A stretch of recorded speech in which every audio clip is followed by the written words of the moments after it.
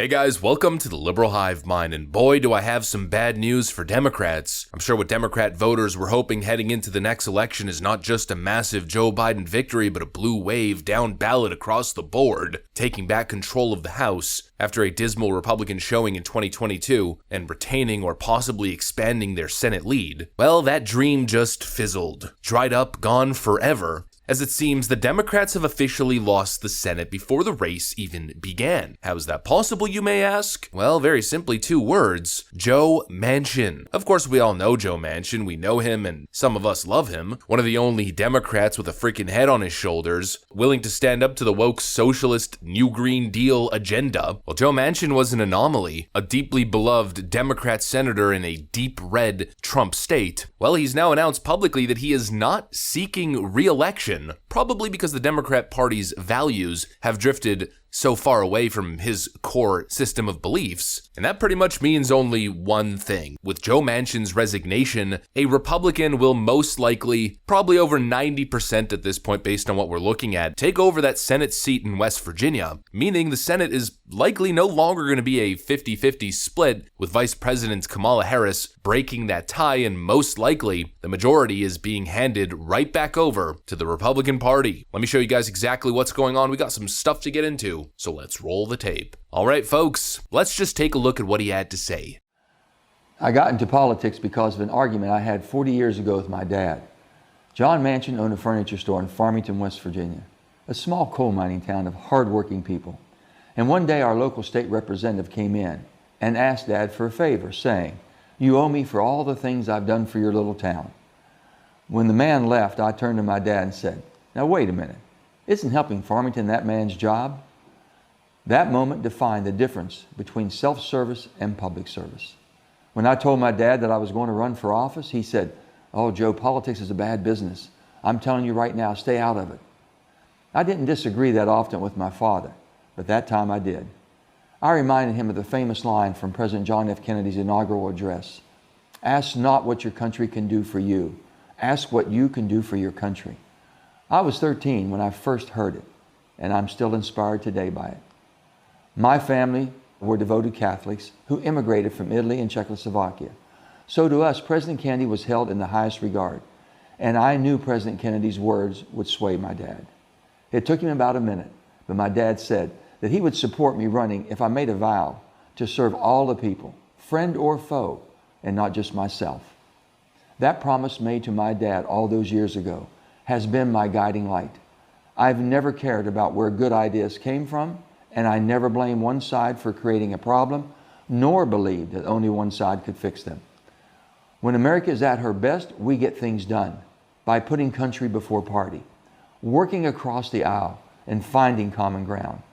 Many times this approach has landed me in hot water, but the fight to unite has been well worth it. Today, West Virginia is attracting more investment, opportunity, and jobs than it has in decades. Here at home and across the country, we are building more roads, bridges, manufacturing plants, and energy infrastructure than almost any time in America's history.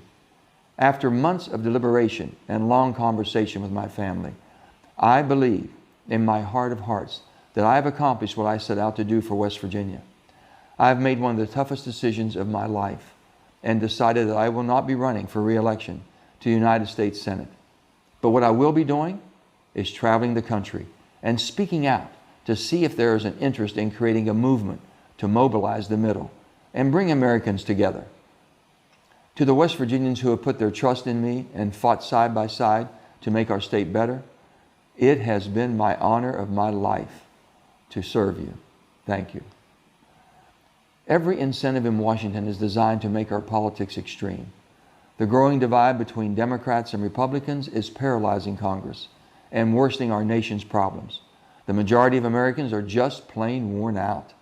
Our economy is not working for many Americans, from the rising cost of food and fuel and everything in between.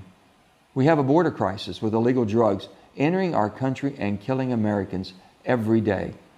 Our national debt is out of control, and Americans don't feel safe, even in their own communities.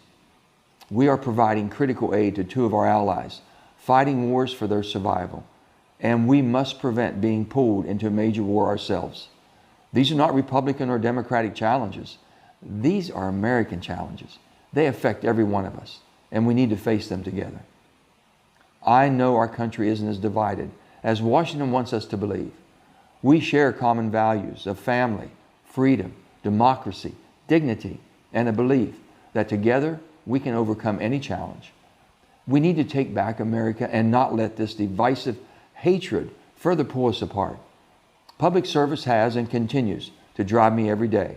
That is the vow that I made to my father over 40 years ago, and I intend to keep that vow until my dying day. May God bless America, the great state of West Virginia, and each and every one of you.